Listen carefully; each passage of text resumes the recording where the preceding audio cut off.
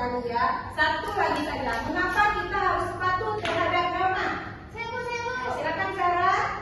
Agar kehidupan menjadi tertib, tidak saling merugikan dan bersifat harmonis dalam masyarakat. Ya, bagus sekali. Tepuk tangan untuk Zara dan Lola. Ya, bagus sekali ya hari ini. Berarti kalian sudah paham konsep dasarnya. Lalu kita masuk saja ke dalam PPT hari ini. Sebentar ya.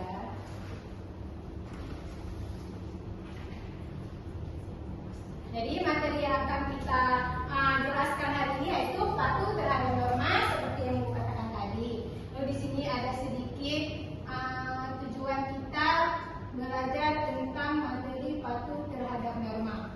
Terus setelah kita belajar, kita dapat menjelaskan makna dan tanggung jawab manusia sebagai makhluk Tuhan yang Maha Esa, makhluk individu dan makhluk sosial. Lalu di sini Ibu mau menanyakan, kira-kira ada gambar pertama, di situ ada dua gambar. Ada yang tahu apa makna dari kedua gambar tersebut? Saling berdoa dan tolong menolong. Ya, bagus. Kalau gambar kedua ada yang tahu? Kira-kira gambar kedua ada yang tahu? Belajar dengan rajin dan tekun, Bu. Ya, kalau gambar ketiga? Perlunya gotong royong, Bu. Ya, berarti kalian tahu ya apa makna dari gambar-gambar tersebut ya? Tahu.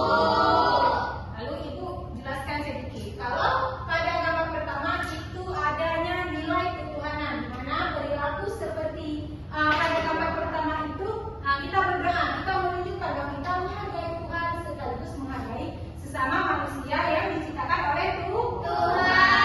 Dan yang kedua ada nilai yaitu makhluk individu dan makhluk sosial, di mana kita saling membutuhkan orang lain. Kita tidak bisa hidup sendiri di dalam dunia ini. Lalu yang terakhir yaitu adanya makna nilai di dalam gambar tersebut adalah kerjasama dan kepedulian sosial. Sebelum masuk kesimpulan, kira-kira ada yang ingin ditanyakan dari materi tersebut? Saya dulu. Yola dulu ya, silakan Yola. Bu, kalau manusia itu punya kebebasan sebagai individu, kenapa kita tetap harus mengikuti norma di masyarakat? Ya, bagus sekali pertanyaan dari Yola. Kita jawab langsung ya.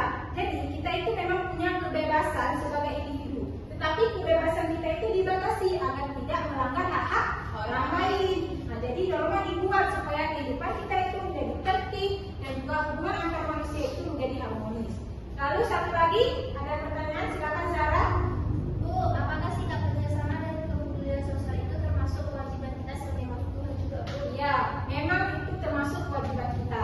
Jadi menolong sesama, bekerja sama dan peduli adalah bagian dari ajaran Tuhan. Artinya, ketika kalian melakukan kebaikan kepada orang lain, itu juga bentuk dan wujud ibadah syukur kita kepada Tuhan.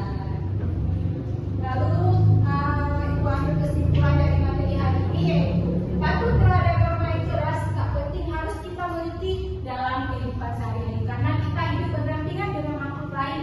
Kita harus menjalankan dan juga kita ikut serta dalam peraturan-peraturan yang ada di dunia. Karena materi pada PPT sudah habis.